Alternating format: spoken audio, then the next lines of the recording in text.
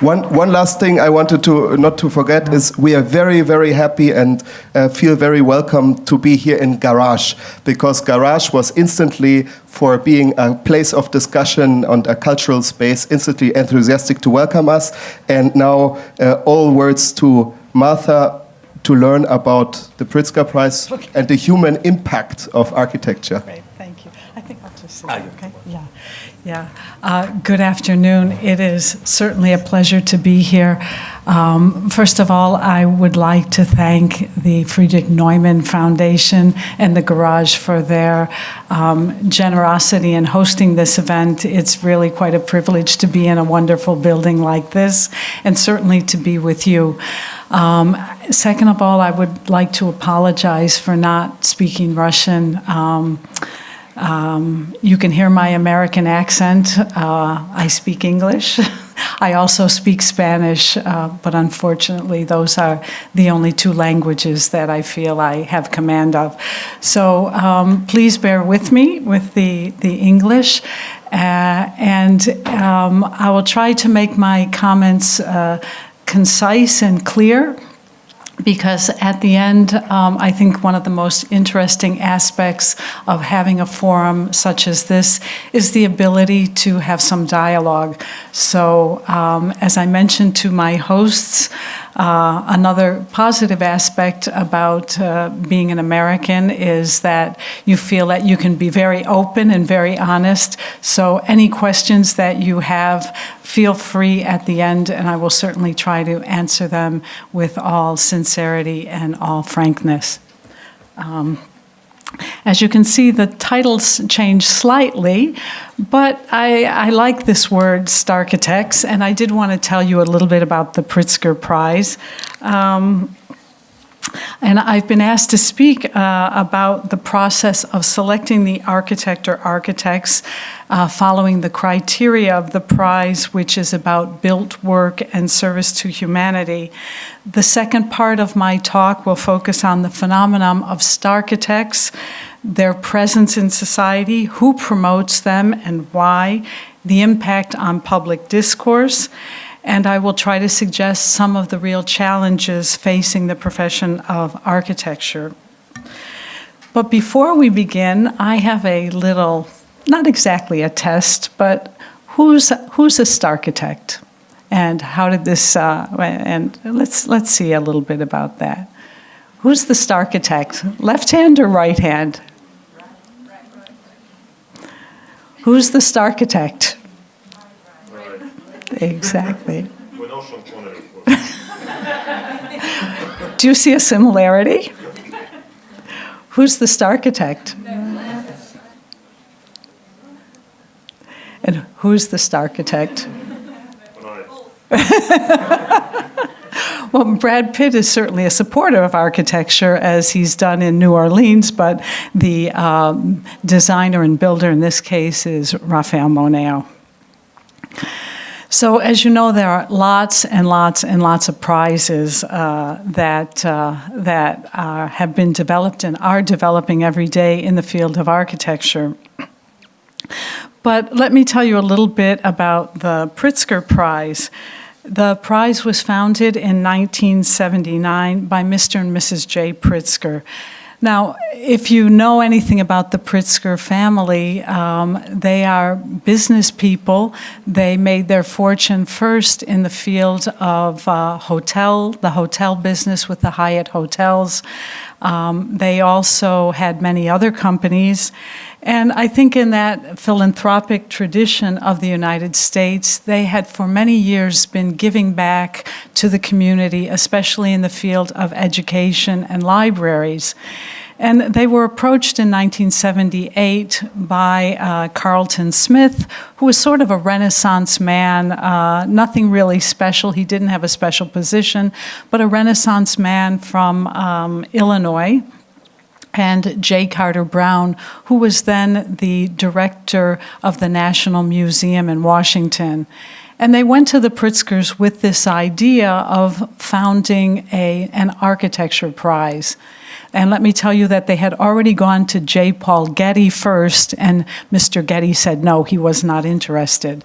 But the Pritzkers said, well, yeah, this sounds like a good idea. Now, why did they do it? Part of it was this spirit of philanthropy that prevails, and of course, tax laws in the United States also support that, as well as people who are in one field like business may be very interested to become a force in another field like culture, and they find that they can do this by supporting initiatives such as a prize. And the purpose of the Pritzker Prize is twofold. It was established in '79 to recognize built work, in other words, buildings that are completed, that embody the art of architecture. So looking at this creative, the individual talent, the human contribution through architecture and seeing the artistic part of architecture. But the second part of the prize has to do with service to humanity. And here you see the words that were established in '79, and they have not changed since then. They have always remained the same. And I'll talk a little bit more about that in a minute. But why is this prize such a big deal, and why do so many people know about the Pritzker Architecture Prize, but perhaps don't know the winners of the RIBA Gold Medal, or who perhaps don't know what is the Premium Imperiale, which is a prize given in Japan for several arts, but also including architecture. So this article that was published on ArchiNet, why is it such a big deal? Well, it caused me to think about it. And I think one thing has to do with the timing. In 1979, there was not a lot of attention given to architecture in the public press. There wasn't a lot of debate in public forum about architecture.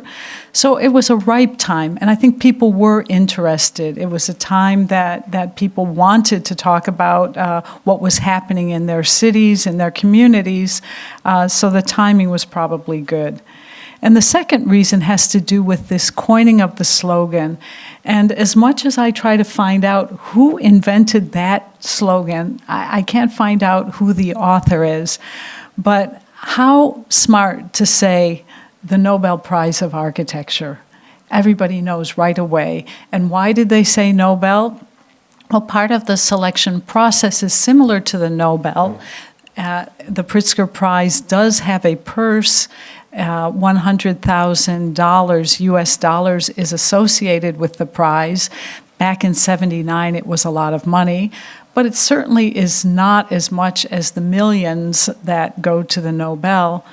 But I think the most important thing is that it conjured up an image in the mind of people of something very important and something very serious. So that was the first thing. The other thing, as I mentioned, the founders of the prize. The founders, the Pritzkers, I believe that they understood the value of architecture. And here are two images of the Hyatt Hotel in the Peachtree Center, it's called, in Atlanta, Georgia. And this is from the '70s, designed by the architect Portman. This was the first time that any hotel anywhere in the world had a central atrium and had elevators that would go up and down in the atrium that were glass enclosed where you could look out. And I'm sure if I asked many of you nowadays, have you ever been to a hotel that has a large atrium and has visible elevators? I'm sure everyone here would say, yeah. And this was the first. This became wildly popular, and it really, this type of idea for a hotel has been extended throughout the world. And I think Mr. and Mrs. Pritzker, the founders, understood that architecture is an art that could really change our perception of the world and change our experience. As I mentioned, other purposes have to do with their understanding of contribution to their community. And why not say this? It also has to do with becoming recognized. We all like to be recognized in our field, and naming a prize after your own last name guarantees that you will be talked about and you will be recognized, and hopefully in a positive way in the press and other media. What are the other strengths of the Pritzker Prize? Well, it is an open nominations process.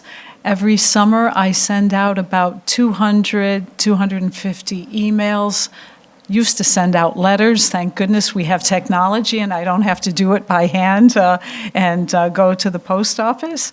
But I ask people, former laureates, professors, critics, bloggers, museum directors, anyone who I can think of, who is a lover of architecture, knows something about architecture, and could have an opinion that would be helpful to me or the jury. And I basically say, who do you think should be nominated for the Pritzker next year?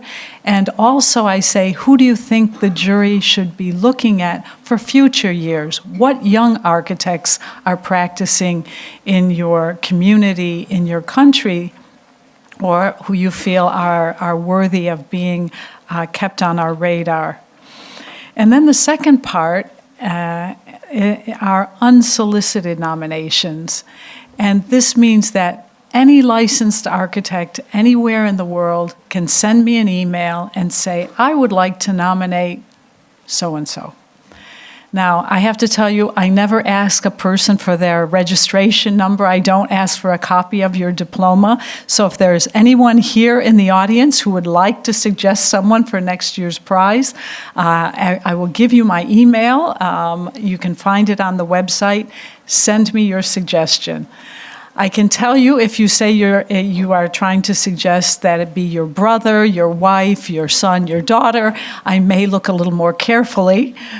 On the other hand, I can also tell you that one architect before my time as executive director, and I've been with the Pritzker organization since 2005, but one architect called my predecessor, Bill Lacey, and said, Bill, I'm calling to find out about the nomination process. Can an architect nominate his or herself? And my predecessor said, yes, of course. He said, well, I want to nominate myself, and my name is Gordon Bunshaft. Lo and behold, he won the prize, not the next year, but in the future. So you can also nominate yourself if you think you meet the criteria. Another strength of the prize, it is based on real work. In contrast to many architectural prizes, the jury never selects a laureate based on photographs. A majority of the jury members must have experienced real buildings by the architect or architects in question in order to be able to support fully that nomination.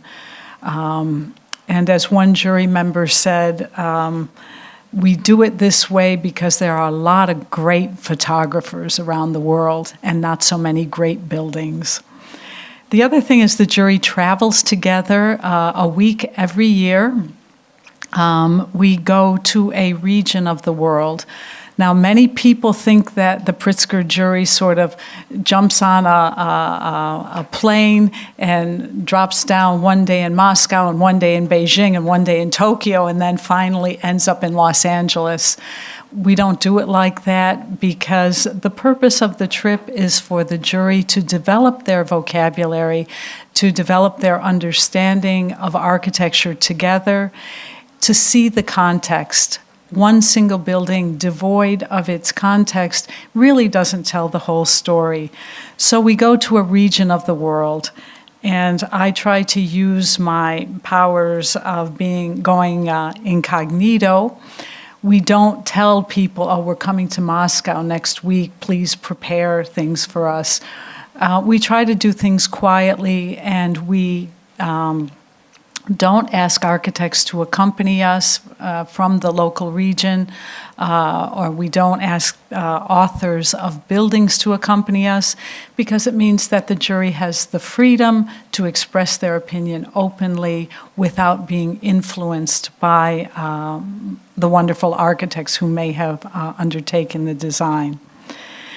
The prize has just enough celebration and ceremony, and here you can see an example on the left when Sejiman Nishizawa won, and the ceremony was in New York City, and on the right was just May 20th in Tokyo, the 3 Catalan architects who won the prize this year in the presence of the Emperor and Empress of Japan.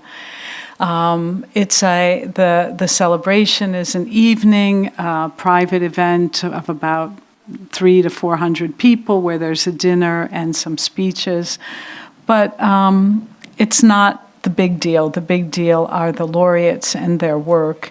And in the same vein, the organization of the prize, I always like to say it's lean and mean. That means we have one full-time person in charge of communication, myself, who's only part-time. I have a real day job as dean at IE School of Architecture and Design. And we don't have a board that has a lot of complicated bureaucracy. It's just very direct. As long as I have my computer and telephone and can be reached any hour of the day and night, then things seem to work. Finally, the greatest strength, I have to say, lies in the jury of experts. It's interesting to note that this is the jury of the past year who selected the 3 Catalan architects. We change slightly from year to year. Jurors are expected to serve for a minimum of 3 years. That means that they're very serious. They have to come back the next year, face their decision. It also gives some continuity in the procedures that we follow, so they're not being altered. There is stability, but there is change. So next year, 2 members will leave, and Wang Shu, who is a former Pritzker laureate from China, will join, as will Andre Correa do Lago, who is the Brazilian ambassador in Tokyo. And he is also a curator and an expert on architecture, especially of the 20th century Brazil, and Niemeyer and da Costa. This is a kind of a funny chart, but the most important thing are not the names. But if you look at the jury over the years, you can see that they're not all architects. People have been involved in publishing or curating. They've been practicing architects, and they've been patrons, philanthropists, or business people. And I can tell you that having Ratan Tata, who trained as an architect but is in the field of business, is really quite rewarding. And if you'll allow me, I'll tell you a little story about Stephen Breyer, who is a member of the U.S. Supreme Court. Now, Stephen Breyer did not train as an architect, and he came on the jury a few years ago. And I remember when he joined, he telephoned me, because part of my role is to try to help jurors and to be of service to them. And he said, Martha, what am I going to contribute to this jury? I have no experience in the field of architecture. And we talked for a while, and I said, well, your points of view as representing the public. You were the client for the courthouse in Boston as well as other places. You understand the relationship between architecture and public service. That's an incredible gift to bring to the jury.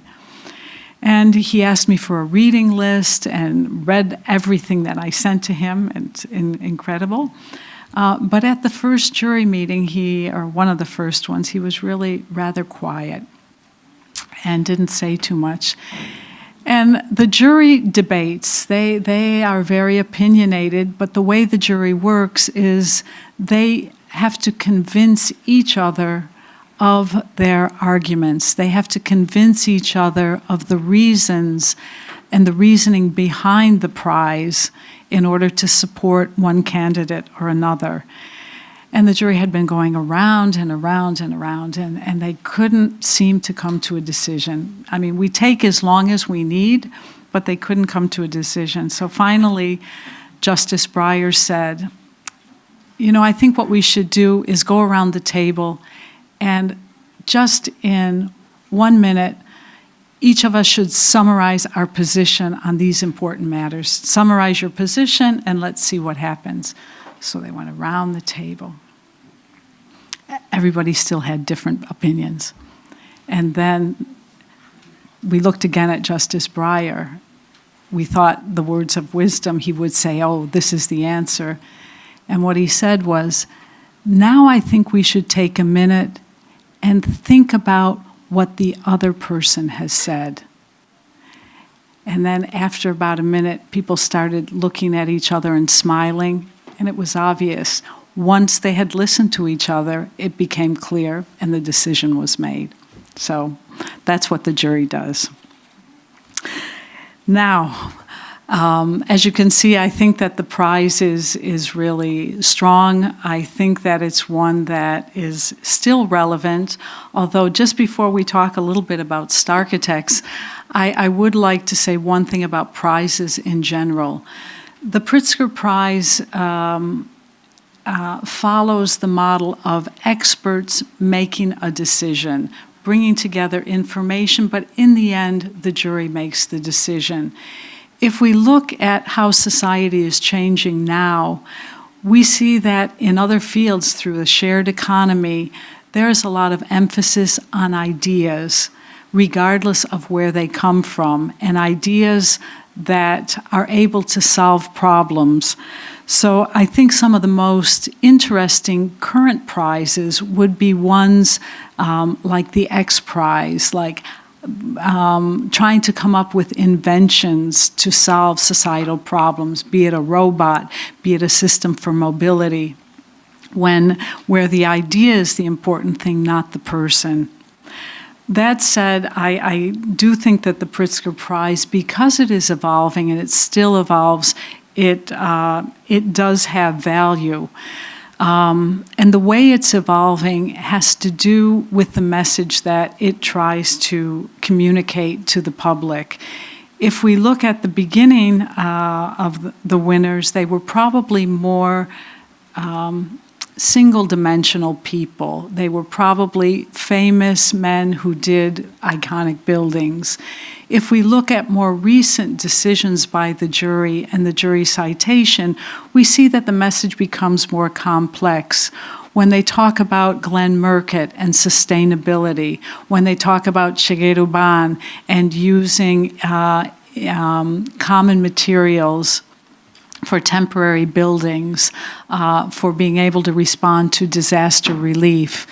If we look at Wang Shu, the Chinese laureate, and how he uses traditional materials in a modern way, or if we look at the 3 laureates from this year, Aranda, Pigem, and Vilalta, and how they are enormously local and conscious of their context when they undertake any building, but that architecture has the possibility to reach out and be universal and respond to almost any human emotion or any human being through their emotions. So I think in that sense the prize is trying to evolve, and I hope it continues to do that. But let's see if it's contributed some negative things through Starchitects. So I'll just flip through the winners, and if you think in your mind, there have been to date 43 laureates. This is the 39th year. Next year will be our 40th anniversary.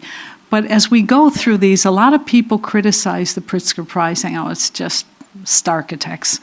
See who in your mind you think are Starchitects of these winners, if you can keep count. And I'll ask you at the end. I know how many I think are Starchitects, but see what you think. And I'll just go really quickly through.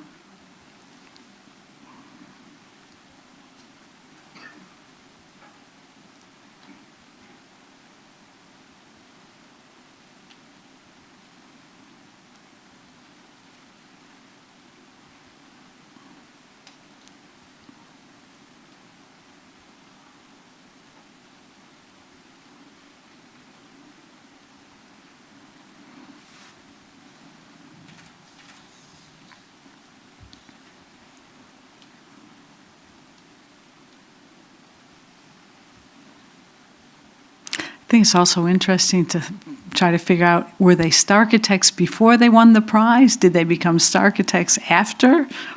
Or did they fade into the background?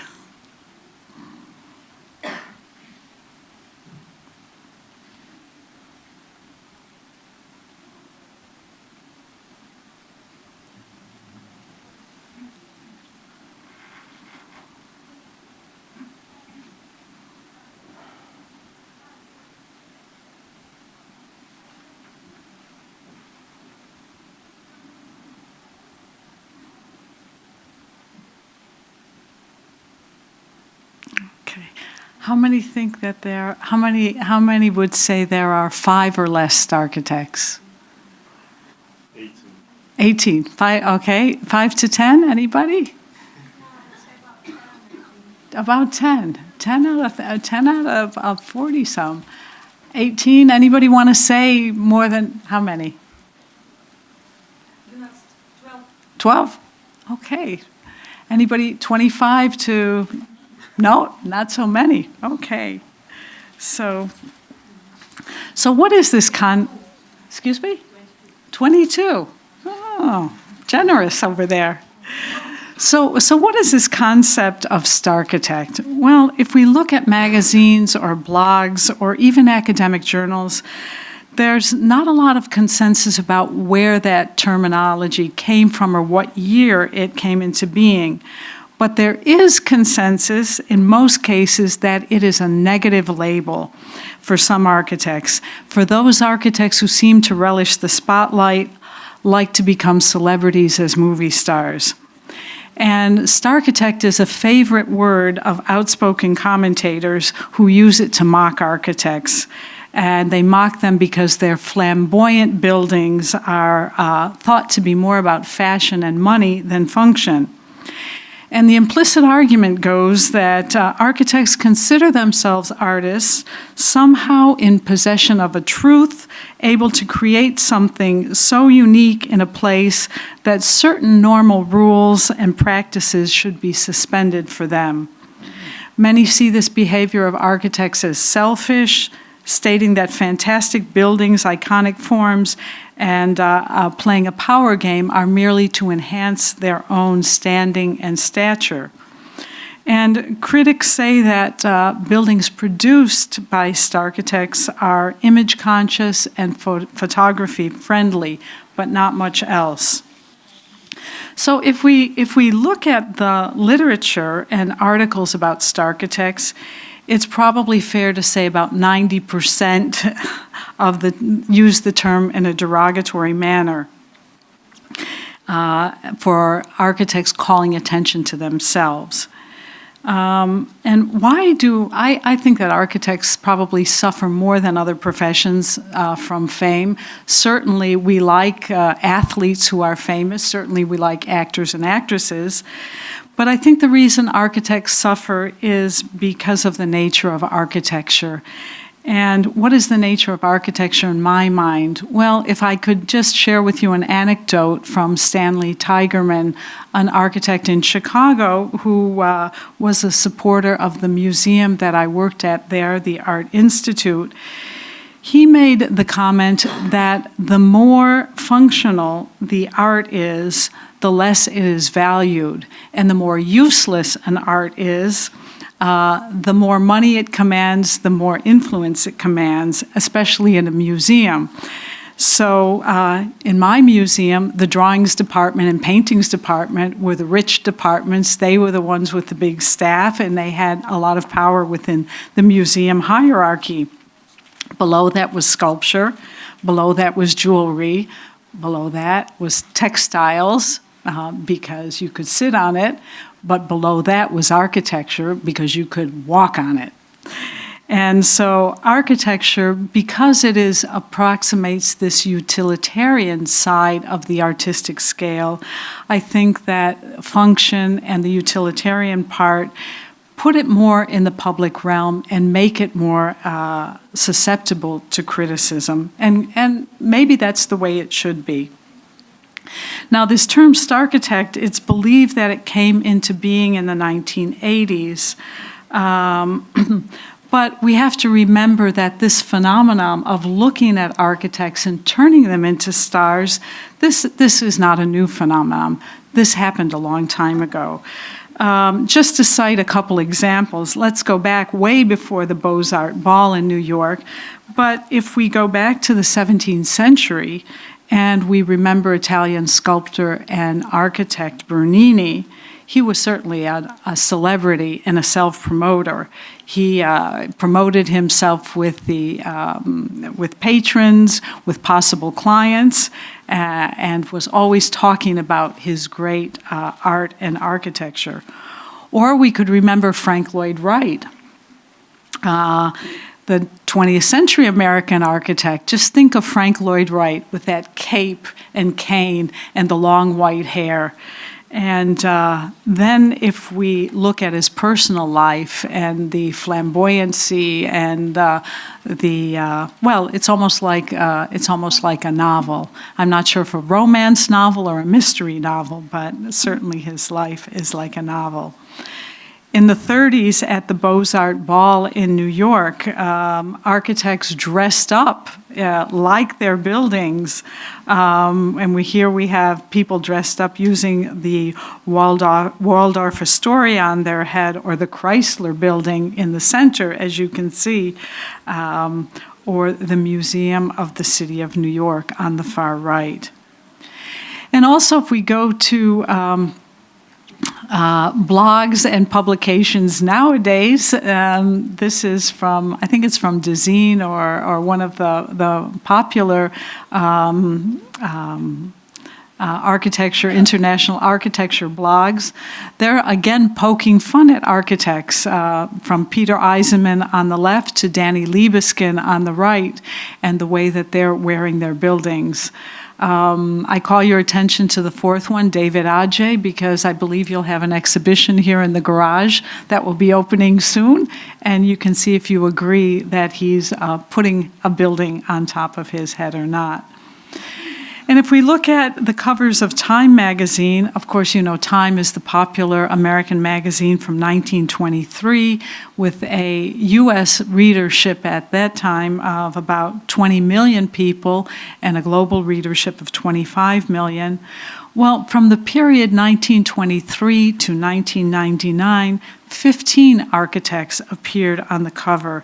The most intense period of time for this magazine was the 60s, when during that decade, it may not seem like much, but there were 6 covers devoted to architects. And of course, here we have Frank Lloyd Wright on the top left. The bottom left is Le Corbusier or Bucky Fuller in the middle. And the last on the lower right is Philip Johnson in 1979. He's holding the AT&T building that he designed for Manhattan, New York City. And this was January, and he won the Pritzker Prize that year. Now, without going into the role of Henry Luce, who was the director of the magazine, he was clearly a proponent of architecture, and most of the covers happened under his tenure. He did 2 things. Sometimes he supported architects who were already recognized or consecrated, and other times he brought out less well-known architects to give attention to him or to them. The Pritzker Prize does the same thing. Sometimes it calls attention to the promise of the future, and other times the Pritzker Prize, as in the case of Frei Otto, the German architect, calls attention to someone at the very end of their career. Going back to time, just to give you an example, Frank Lloyd Wright had 236 articles devoted to Frank Lloyd Wright in the 20th century.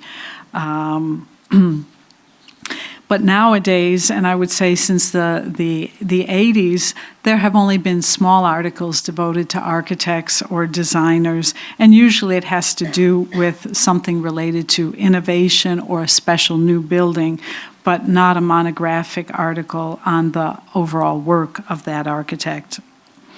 Now, why is there an increase in this debate of Starchitecture nowadays? I think it has to do with 5 factors: globalization, technology, the rise of prizes like the Pritzker, but also the role of critics in this discussion and clients. Globalization, it became popular, well, if we look at globalization, around the time that Frank Gehry built the Guggenheim in Bilbao in the 90s, this gave rise to the idea that architects could travel anywhere in the world and undertake buildings with a signature style. And if we look at places like the Mideast or China, there are many, many Western transplants in those countries. And there seems to be a backlash against this attention that's being granted to architects undertaking that type of building, which is, well, I would call it a transplant to another place. Technology is important because technology has freed architects from the limitations of traditional design methods.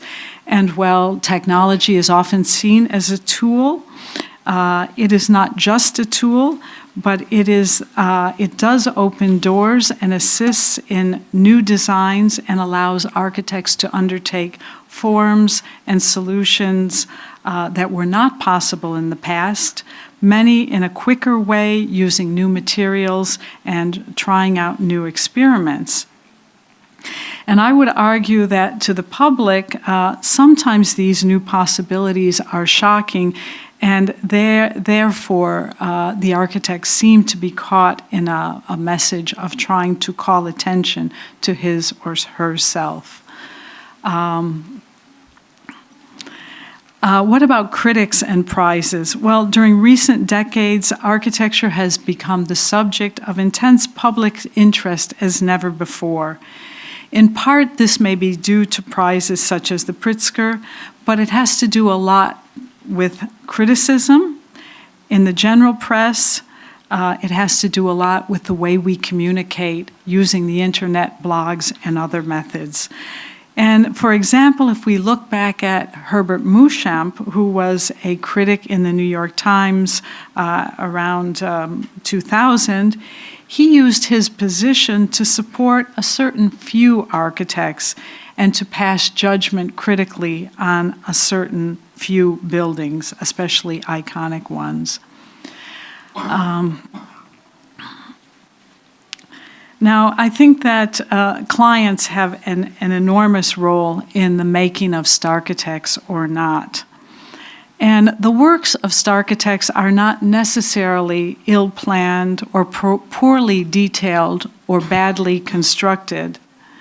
And often the work by Starchitects, these that you see here and others, are really trying to take into account the function, the context, the community. However, the demands of certain clients to make a powerful statement by a certain date through their building is something that calls into question good architecture. Also, the belief that one building can turn around the economy of a city or assure that the city's stature will rise to the top because of the creation of a new symbol in the form of a monument is clearly mistaken. Now, just to give you an example, in an article in the Wall Street Journal in 2013 talked about New York and said that residences in buildings designed by big-name architects tend to sell for more than similar units in buildings designed by lesser-known architects. So, if you hire a famous architect, you could make more money if you're a developer. The same thing was found in another study that was undertaken about commercial office buildings.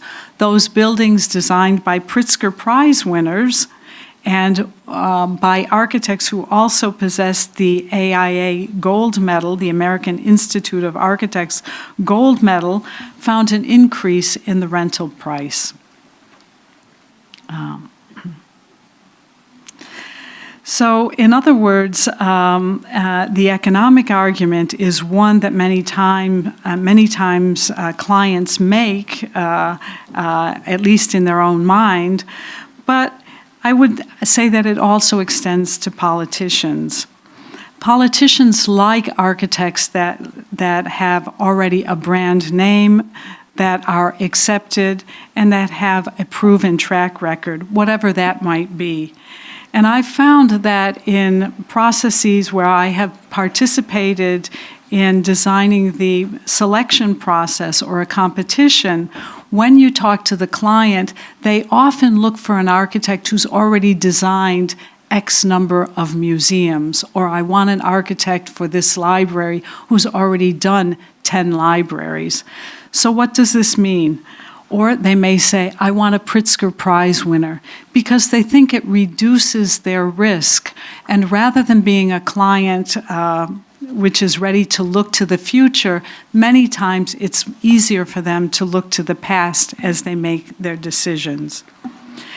And finally, architects, at times, they themselves want to become part of this STAR system, because, in fact, that means that they don't have to participate in competitions, or they're not as vulnerable to competitions for certain types of work.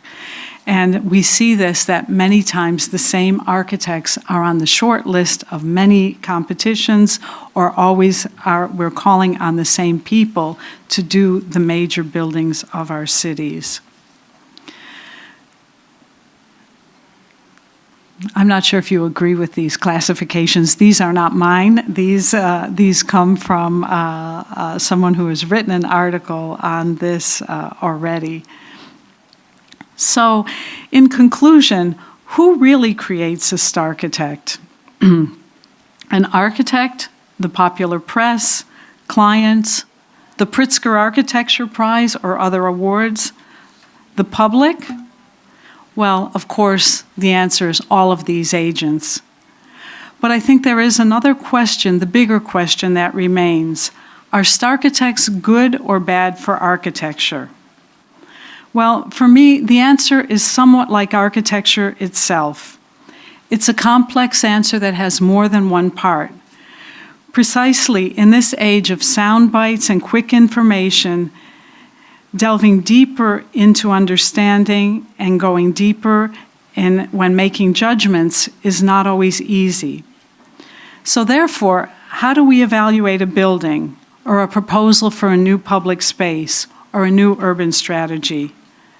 Well, it must be looked at from several perspectives, and recognizing that the answer will probably not be black and white, not famous architecture or unfamous architecture, not Starchitect or architect, but multiple shades of gray.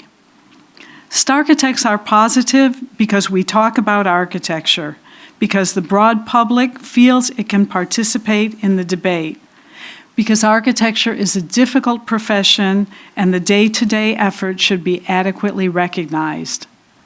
Starchitecture is negative because it obscures the real purpose of architecture. It often becomes a brand or a symbol of money or political power. It is used as a vehicle for others to make money or to gain votes. The real purpose and challenge of architecture, in my mind, is to create safe, comfortable, useful, beautiful buildings that are an expression of the best of our time and place. It is to research, test, and invent new and better ways of building, to respond to our new patterns of behavior, whether they are new ways that we undertake work, shop, or move around the city. Architecture is to help construct cities that are open and democratic. Architects and architecture should be responsible stewards of the environment in our approach to the built environment. If Starchitects could make these profound arguments and take strong stands on certain positions, then they would certainly do a service for all. If they could educate clients, whether they are private persons, developers, or governments, that our cities and therefore our future is long-term and a very serious propositions, then Starchitects will have undertaken an immense service to us all. Thank you.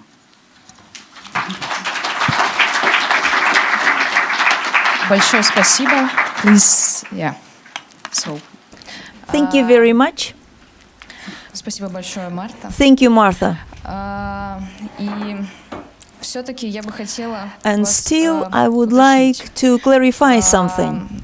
Significant contribution to humanity, значительный вклад в человечество. So this significant contribution to humanity, what you have as a slogan, устоявшаяся концепция. is there a certain concept that the jury supports? For example, is this the concluding part of your talk, the way architecture should be? So, what does jury think about this significant contribution to humanity? Well, that's a great question. The jury begins its discussion every year by talking about what has happened during that year, what is the state of architecture, and that gives them a first approximation as to what is important for humanity. It changes from year to year. It is not one thing. And that's because the jury is made up of individuals and they see the world from a subjective point of view, and they also try to see it from an objective point of view. But it changes from year to year. As I mentioned, when the jury selected Glenn Murcutt, service to humanity was sustainability, was the natural environment, was touching lightly on the earth. This year, the question was more about in a time of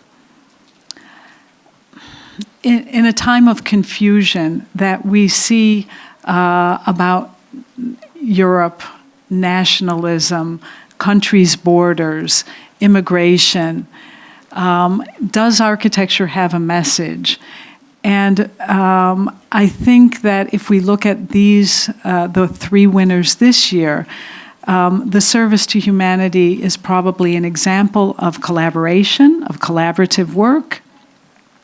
I think another value in this year's winners has to do with the integration of context in architecture, landscape in architecture. So in other words, it's an attitude of seeing architecture as part of a bigger world, not just something that an architect does in an isolated manner. And then finally, in the jury citation, if you read that the words of the jury where they say, architecture, the laureate's architect this year gives us hope that architecture can be both local and global. It can be very much related to individual identity. It can be related to a specific place, but it can also be universal at the same time. So it can be respectful of the individual, but it can also break down boundaries. And for this year, for the jury, that was service to humanity, that example. I don't think we will ever see a more precise definition on the part of the jury as to saying, no, service to humanity is building 500,000 housing units. No. They will probably each year change the discourse slightly, but they will more now than I'm sure, more now than 30 years ago, they will look at the broader impact or the broader message of architecture than they did in the past. То есть действительно есть такая тенденция. So there's this trend.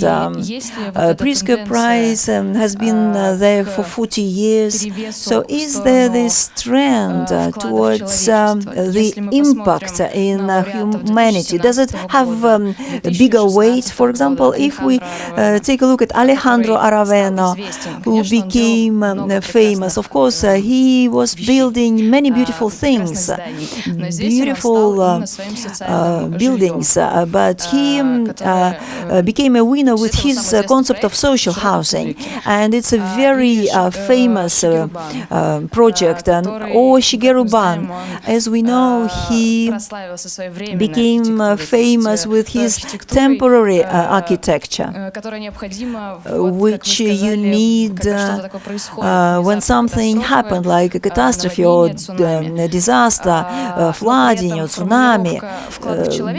But this definition, contribution into humanity, you have had it from the very beginning. So what can you say? Yeah, the contribution to humanity at the beginning, I'm not sure how they interpreted it, except perhaps as an example of quality architecture and creating public space. I can only speak to the time that I've been there, that the debate about the role of the architect, the social contribution is much greater now. That said, I have to say that the jury is ferociously in favor of quality in architecture. They will not choose an architect who does the most. For example, sustainable buildings, zero energy consumption, if that is the only value, if they are not doing something more in terms of architectural quality. I think the jury tries to analyze architecture from a multifaceted perspective. Architecture is not one thing, and that's why it's difficult. It has to do many, many things at the same time, and it has to be beautiful and a product of creativity as well as collaboration and technical prowess and many other things. But the quality of the architecture is always going to be there, will always be there. And where that debate about the social role or the contribution, I hope it increases and becomes, if not increases, becomes more explicit. But I'm not sure what direction it will take because I have no voice and no vote on the jury. So. But you are analyzing all this, so you can give your analysis because you make sure they comply with procedure. And it was really interesting when you explained how the jury worked. And you said that the jury has to make a common decision. It's not the majority vote. You have to convince everybody so that you could make one decision. It's fantastic, and it seems a right thing to do. So what was the most difficult decision? when it was the most difficult to make this decision, this single decision? Yeah. If you can think of anything like that. Yeah, it's hard to remember. I think I can't reveal specific conversations, but I can share maybe two anecdotes. And I don't want people tweeting this, please.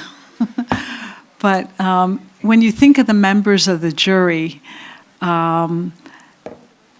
sometimes the most powerful architects are not the most powerful jury members because they're not the most eloquent, or maybe they're not team players.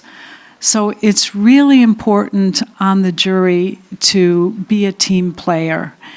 The dynamics of the jury is one where if you have a spirit of collaboration, then we can all win. If you come on the jury and you have an opinion that you want to defend, you become a negotiator. And when there's negotiation, somebody always loses. So I would say probably the most difficult jury meetings were those where people either couldn't formulate their opinion in a convincing way, or they came in with an attitude of negotiating rather than collaborating. I would say that all the jury meetings are passionate. There may be one other. The second comment I would make is if you look at the winners, how it goes up and down in terms of age, this sometimes is, the jury questions this. They don't look at geography. They don't usually look at age. They don't look at gender, which I wish they would sometimes, but they don't. But sometimes there is the debate if a candidate is young, should they give the prize to an older person who's more consolidated, or should they give it to a younger architect? And when the short list comes down to that, they sometimes talk about that. And so you can see one year Frei Otto wins, another year Wang Shu wins. So the ages go up and down.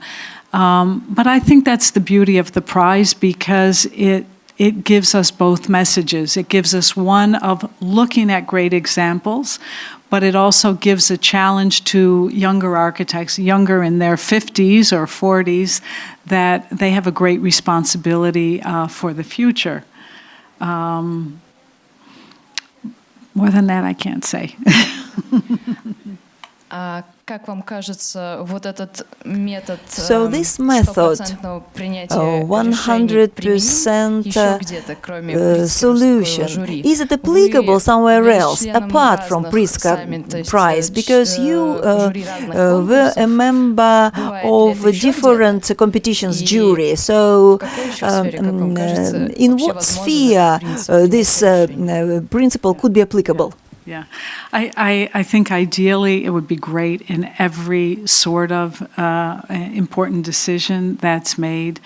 The reason it happens in the Pritzker and it doesn't happen other places has to do with the commitment over time and the relationship among the people on the jury. To give you an example, if I'm on a jury where I will see the people once in my life or once in 5 years, maybe I don't live in that city, so I come in, make a decision, then leave. Well, if it's a bad decision, I'm not invested in it. It's too bad. And I can fight or defend a position and support something. But I think the beauty of the Pritzker is people have to come back next year. They have to see each other 2 or 3 times a year. And they have to find that common ground because they have to live together. And as much as I would, I wish there were a way in other competitions to instill this long-term commitment. Architecture is a long-term endeavor. From the time a decision is made until a building is built, until it's torn down, decades, could even be hundreds of years. So when decisions are seen as one afternoon or one day, and that's all, it doesn't do justice to the architectural process. So I think that clearly, if we're talking about large communities, to have everybody agree on everything is probably impossible. And on architecture juries,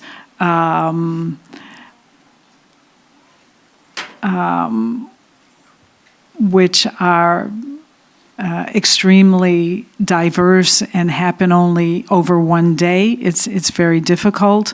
I think the key is, on one hand, making sure the objectives are shared, and second of all, letting people know that their participation in a decision goes far, far beyond that one day or that week or that year.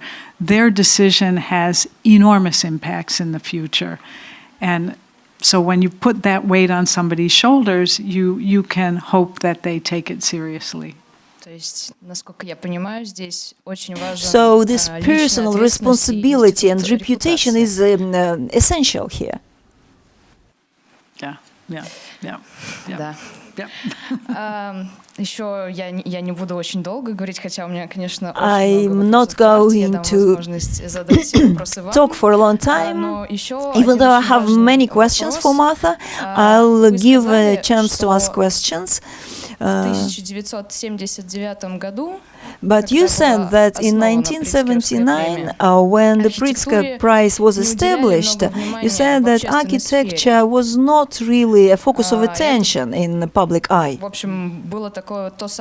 So it was the time, it was the right time when it appeared. And then you showed the covers of the Time magazine, and they were quite many. And you said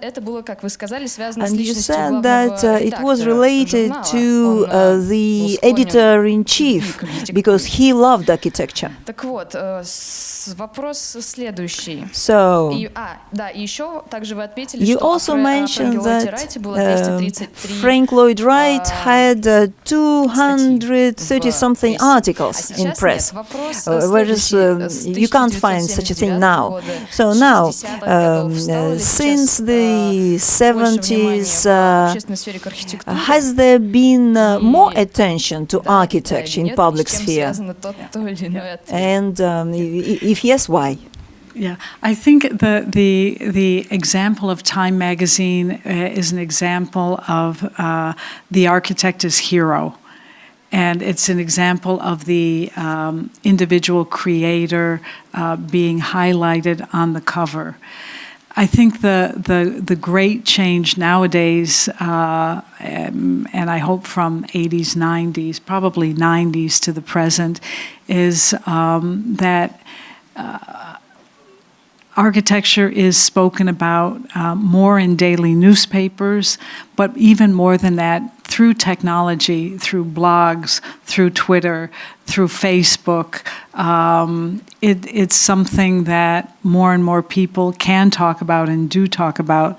So if there were 236 articles on Frank Lloyd Wright in the 20th century, there's probably 236 articles about Zaha Hadid in 1 month or 1 year throughout the world. So I think just in terms of press and media coverage of architecture, it's a whole lot more. And I also I can't speak to every context, but I also think that that the public living in cities demands much more of a voice now than probably at other times, demands more of a voice in new projects, in new initiatives that are undertaken in cities. But this, I don't have facts and figures. I haven't looked at that to know if that's true or not. But I would imagine that it is. But are these famous architects that were Pritzker Prize winners ready for this public involvement? I will try to answer that, and it's not to avoid the question. I think that any architect, when commissioned to undertake a building or a public space, any good architect wants the maximum input about the history, the climate, the functions, the desires, the hopes, the political situation, the culture, the potential users, and even the future users, or how things may change. If an architect says, I will design this building, no, don't tell me anything, I know everything, you don't want that architect. Pritzker winner or non-Pritzker winner, run. You don't want that architect. So, I think any architect worth his or her salt, any architect who wants to do something of quality and service, of course they're going to listen to many voices, but to many clues from the place. I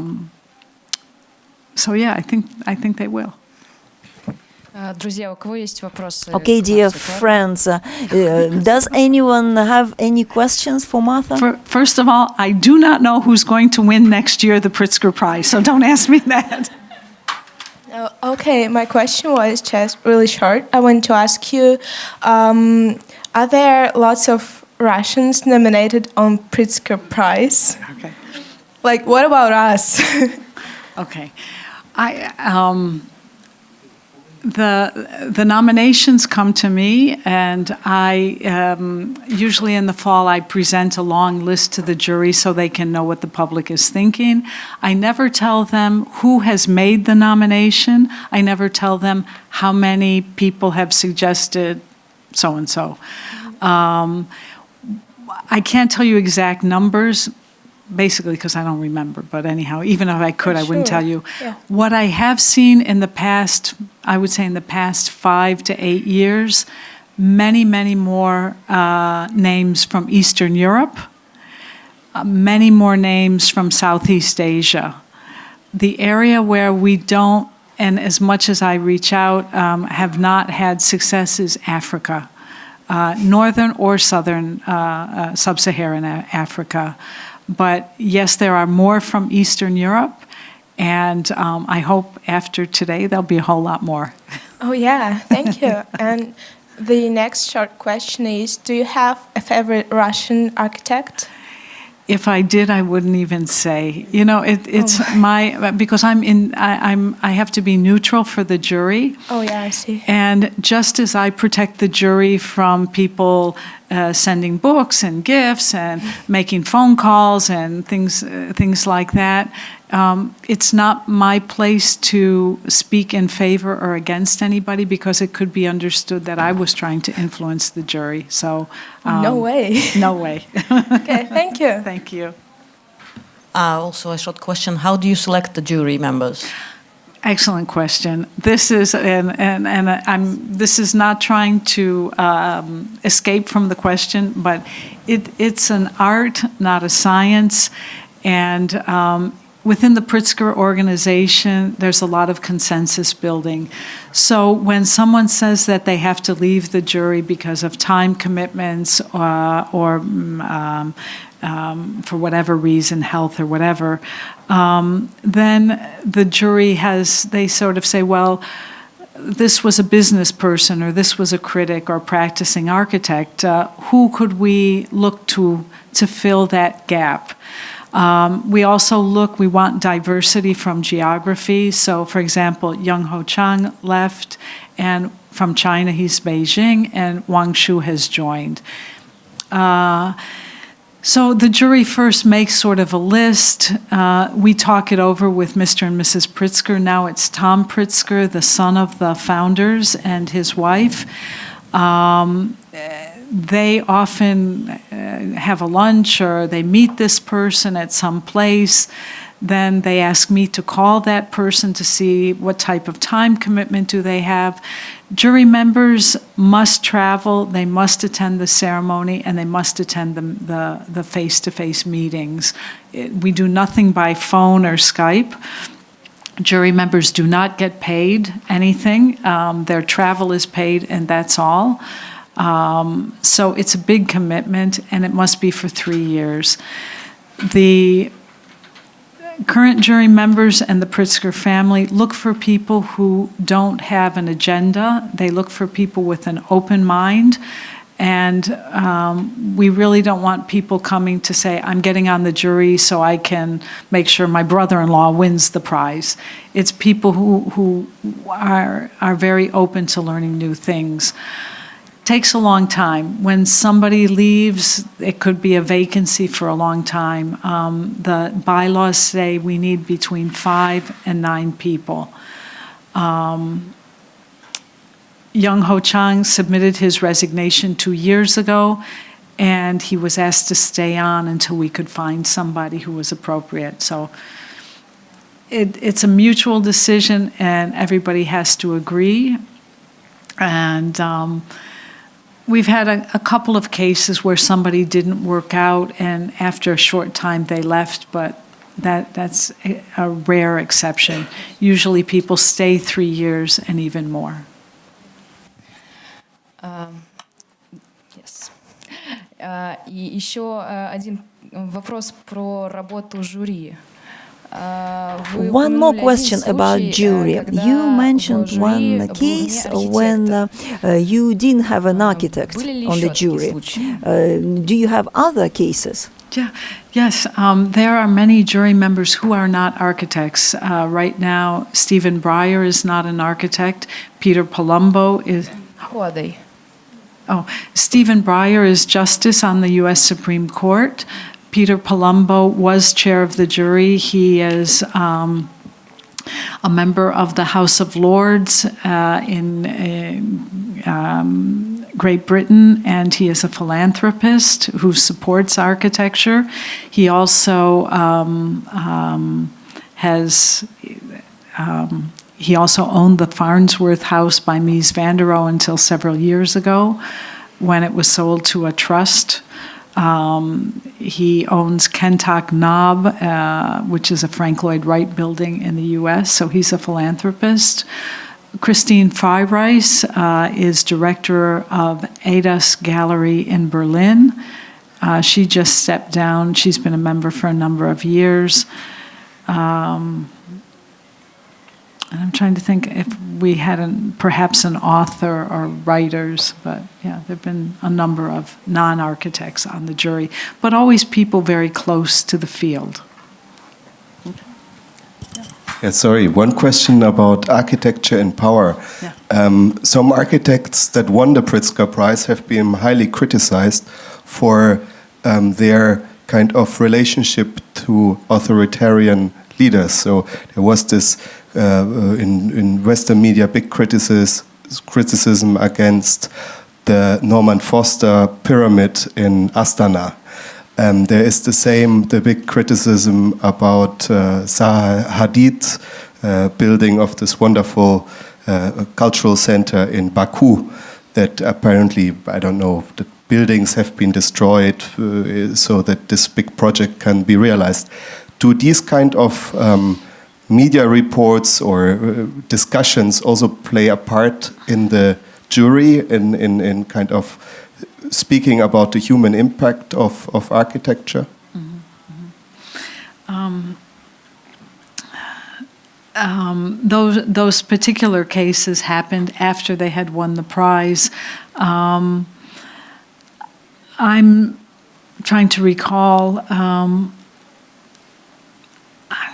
I think that the jury, well, two things. One, I think that the jury doesn't really care what other people think. These are 7, 8 very strongly opinionated people. Case in point, and I don't know if we want to talk about it, but the case in point is when there was the petition on change.org supporting Denise Scott Brown and asking the jury to overturn a past decision. The jury said, no, that was a past jury that made the decision. That was their decision alone. And the jury stands by its decisions, the ones it makes now. However, that said, I would hypothesize if there were an architect that were in a situation such as you mentioned, working for a regime that was somehow could be understood as illegal or immoral, I would imagine, and I would certainly hope that the jury would be extremely cautious about that. And I think they would be. They're extremely principled people. They're conscious of what's happening in the world. And especially Justice Breyer, the rule of law is something that is unquestionable. So, I don't think we'll see. I don't think we'll see a Pritzker winner working for a doubtful cause. Еще вопросы?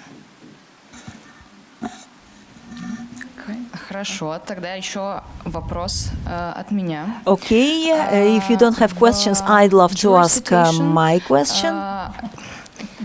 Alejandro Aravena. So, Alejandro Aravena. Сказано, что особо отмечено его It was mentioned, his activism was mentioned. Должен ли архитектор быть активистом? Should an architect be an activist?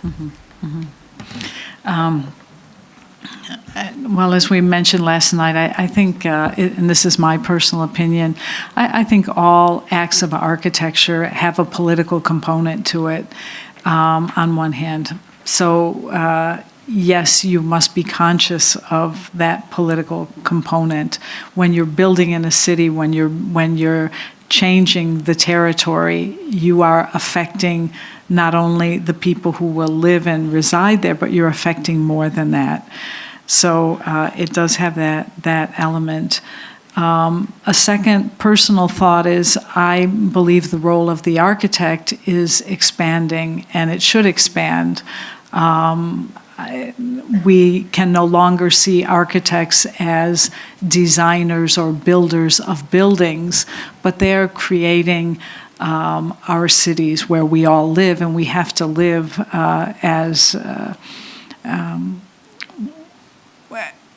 we have to live with all the implications of a city, of living together, of having a common memory, of creating a common future.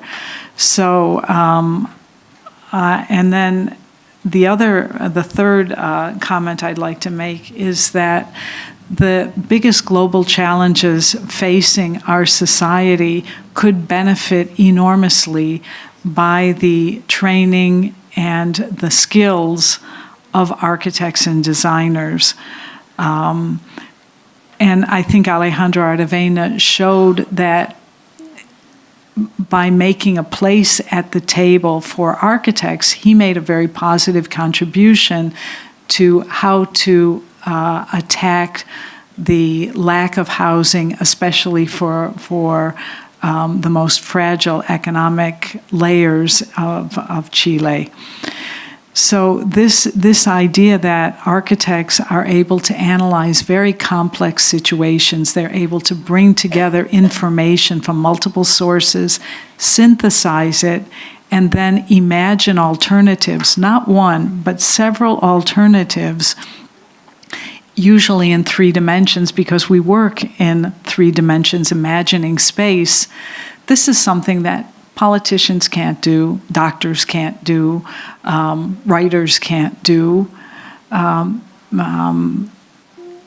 teachers probably can't do. So there are not a lot of professions that can bring this all together and imagine 3-dimensional futures. And whether those 3 dimensions are an organization, a strategy, or a physical space. So in that sense, I firmly, and it's a personal opinion, I firmly believe that the social role of architecture, understanding the political nature of it, in the broadest sense of the word, is definitely an area that architects should get into. That's a personal opinion. Еще вопросы? Ну,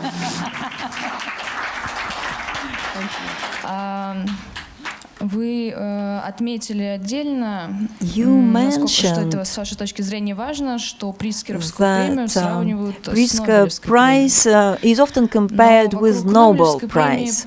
But you know, there's lots of debates around the Nobel Prize, whether it has to be a prize in literature or economy. But this prize reflects a certain agenda в этот момент в обществе. That is available in society. Вот то, что в последние 3 года происходит с Прицкеровской премией, what we have observed in Pritzker Prize in the last 3 years. So, for example, activism or serving to the society does this reflect something that happens outside of architecture, and whether it's going to be in the same vein? Okay, that's a hard question.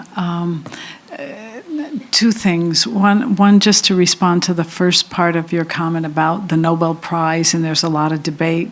That's great. And I hope in terms of the Pritzker, if people disagree, I hope there's a lot of debate too, because that's part of the mission, is to talk about architecture. The question about activism, that I'm not sure I really understood. I mean, so I just can cite this about Alejandro Aravena. He has a deep understanding of both architecture and civil society, as is reflected in his writings, his activism, and his designs. So, I mean, this part. So, это важно для... Sorry. Yeah. Это важно для... Is this important? Получается, это важно для So жюри, it means it was important for the jury if they put it in their statement. No, in that year it was important for the jury. They looked at his buildings, all of his buildings. They also looked at the housing, the half a house idea that he built. And I think that comment meant that it wasn't just the physical housing that he built, over 2,500 units. That wasn't the only value. The value was that he was able to change the system to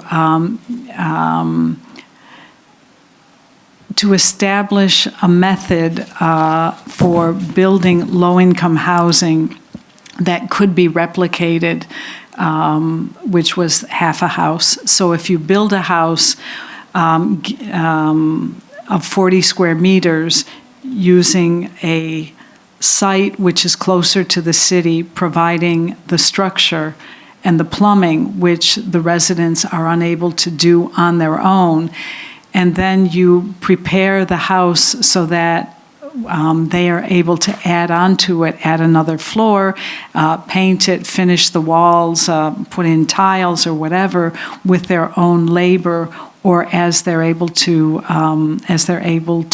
save money, then basically what you're doing is you're allowing people to have more than a house. It's a house, but it's an investment that they can then either sell or use as collateral if they want to start a business. You're allowing people to become middle class rather than ghettoizing them and keeping them as lower class. And that's what the jury thought was important, not just the physical structures, but that system of changing the rules. And clearly in the case of Alejandro Aravena, that was enormously important. But if you look at the other winners of the Pritzker Prize, even in recent years, it's never the same. It's never the same message that activism is the most important thing. It's within the context of that individual and their body of work. Да, конечно, но существует, то есть активизм. Yes, that's true. Хорошо, обязательно, извините. Несомненно, архитектурная ценность является architectural value is something permanent there. But, for example, architectural value without that impact in humanity. Impact in humanity without aesthetics is clear, but, for example, can we consider aesthetics without ethics? I hope the Pritzker Prize never has aesthetics without ethics. I hope they never do that. And although I don't have a direct voice in the meetings, I don't express an opinion to the jury. As a jury, I don't vote. We have other ways to influence things. So, no, I think if you can be sure that the ethics is a part of the deliberations, but ethics in a very broad sense. It's not narrow. It's not saying, you have to start an NGO to win the Pritzker Prize. No, they see it in a very broad way, because also not every person can contribute, or not every person is in a position to do the same thing. And that depends on the individual, but there have to be different models and different ways to make that contribution to humanity. Okay. День добрый. В связи с тем, Good afternoon. смещается фокус. Since you shift the focus of attention towards ethics, Вы как-то начали ли по-другому думать о своей конкуренции? Понятно, что did you perhaps begin to think about competition in a different way? Maybe you reinvented or begin to rethink the place of Pritzker Prize on the market of prizes. As far as I understand, did you start thinking about competition in the prizes? Oh yeah. No, there is enormous competition among prizes, and that is something that I think about a lot. There's a new prize that was started at IIT, Illinois Institute of Technology, an architecture prize of the Americas. And I think in part to look especially, the Pritzker has not gone to a U.S. architect in 12 years, and I think there was a feeling that Canadian architects and South Americans were probably not receiving the credit that was due, so that this is a new prize. There is the Moriyama Prize in Canada, and it has I think it's a $250,000 purse or $200,000 purse. And so it is trying to be the competition of the Pritzker. And then if we look at, there's a prize for sustainability, and there are many, you saw from the slide in the beginning, many new prizes every day. I think the Pritzker, it is a challenge to remain relevant. The jury has to make good decisions. If they make bad decisions, then nobody will pay attention to the Pritzker. You can be sure. The public is not, they are unforgiving, and they tell me their opinion all the time. So I think it would, if there would be a prize that would substitute the Pritzker tomorrow. If you want to start one, I would say do it based on an idea or a challenge that we must face, and don't look for a personality or one person, but look for a team that can best put forward a solution to that problem, whether it is housing or an aspect of global warming or the invention of lightweight materials or cheap this or whatever. I think the next big frontier in architecture is not resting on the shoulders of one person, but it will be a global challenge that is attacked with probably an interdisciplinary team. And so that's where I would look.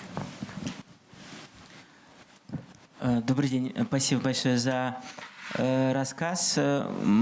Thank you very much for this talk. I have this question. For example, when jury members discuss the prize, do they consider the prize as a message that they want to get across? For example, do they discuss, oh, we should support this kind of subject, or we should say this, or we should give this definition? And you mentioned that you tried not to invite people that have their own agenda, but I know that Alejandro Aravena used to be a jury member, so we could expect certain solutions because of that. Okay. Two comments. First, about the jury looks first at works, at buildings by architects, the quality of buildings and the message of the buildings. That is the starting point. The jury does not say, okay, this year we want to give a prize to sustainability. Who's done sustainable buildings? No, they don't look at that. They look first at the evidence as seen through buildings, and usually the most interesting buildings usually have a story behind them, usually have a deeper meaning, and that's what they look. So they look first at the buildings, and then they look at the message behind and try to explain it. And I think every decent building has to have a message. And the problem is lots of times the press is unable to explain it. They don't have enough space or enough, it's not catchy, it's not sexy to describe a big message of a building. So in that sense, that's what the jury does. The comment about Alejandro Aravena. Okay, Alejandro Aravena was on the jury, he left the jury, and after being off the jury for a year, he was selected as laureate. And there was some criticism about that. The criticism was that it was an insider's job, that it was the jury giving to their own, and there was criticism. I understand that. I understand that there was that criticism, and I think it would have been fine if the jury had waited a couple years to give him the prize. On the other hand, I would say two things. One, in my experience of accompanying the jury all the time, and the years that Alejandro Aravena was on the jury, he never promoted himself, ever. He never talked about his own work, ever. He was always a jury member first.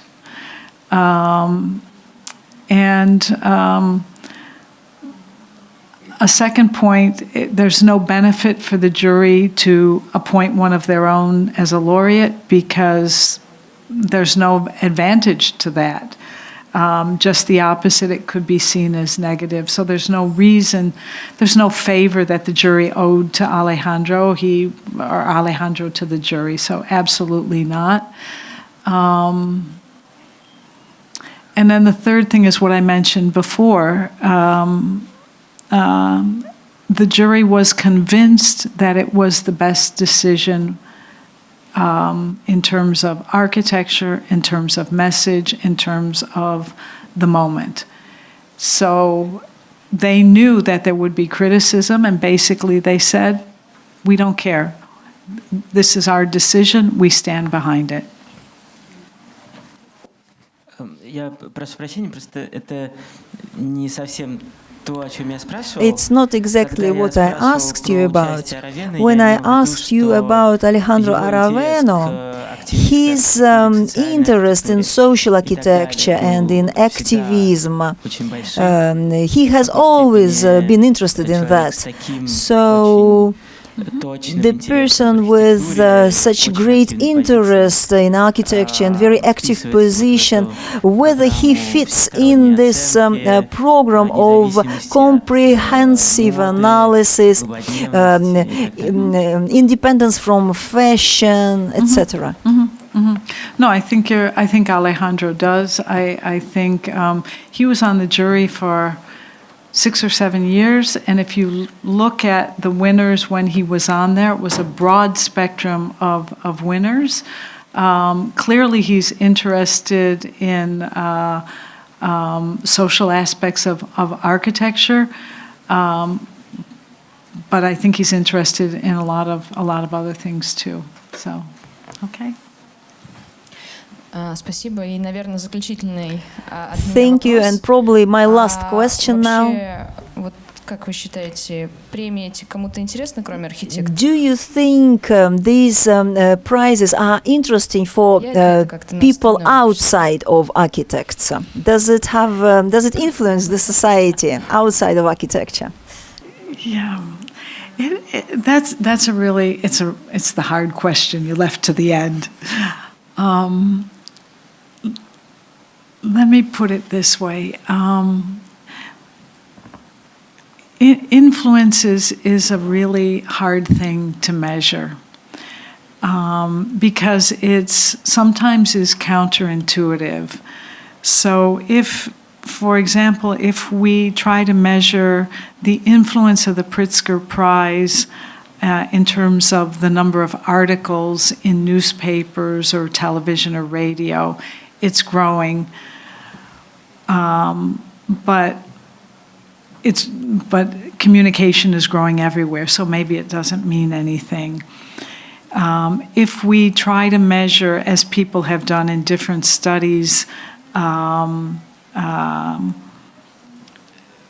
the impact of Pritzker Prize winners, for example, does it make architecture in a city better?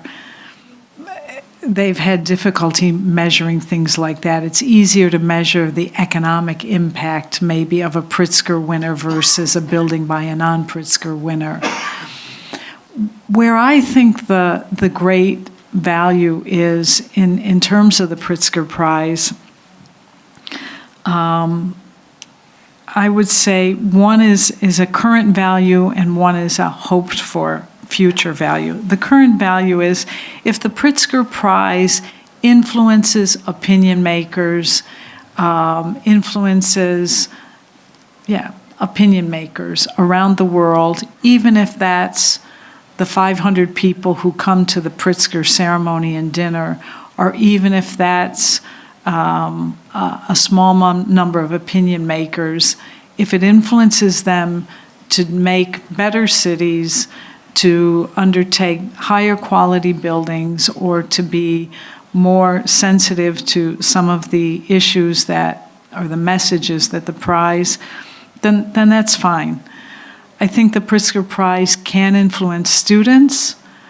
I hope that it influences them with a good message about the essence of architecture, not just a formal message about copying forms of other people.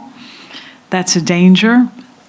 And then I would say that my hope in terms of the Pritzker Prize is that in the area, for example, of education, of being open to public debate, that it improves and continues to improve. For example, around the time of the ceremony, there's always a lecture, a panel discussion, which is open to the public. This year in Tokyo, there were about 1,300 people who attended, mostly architects or students, but still, they have friends who are non-architects and non-architectural students. Next year, the Pritzker Prize will be held in Chicago, and I'm encouraging the Pritzker family to do it at the Millennium Park. There's the Frank Gehry designed Pritzker Bandshell, which is an amphitheater, which the amphitheater can hold up to, I think it's 5,000 people and more on the grass around it. My hope for the future is that the Pritzker Prize not only has a message for opinion makers and for architects, but also does more and more activities that allow a broad public to participate, and therefore, if the broad public participates, somehow engages in a more meaningful way in the discussion about our future environment and our future as cities. That's a hope. And step by step. Architecture is a slow profession. Pushing the Pritzker is a slow profession. But I think, I'm a marathon runner. I'm not a sprinter. I'll keep going. Большое спасибо. Thank you very much. Thank you.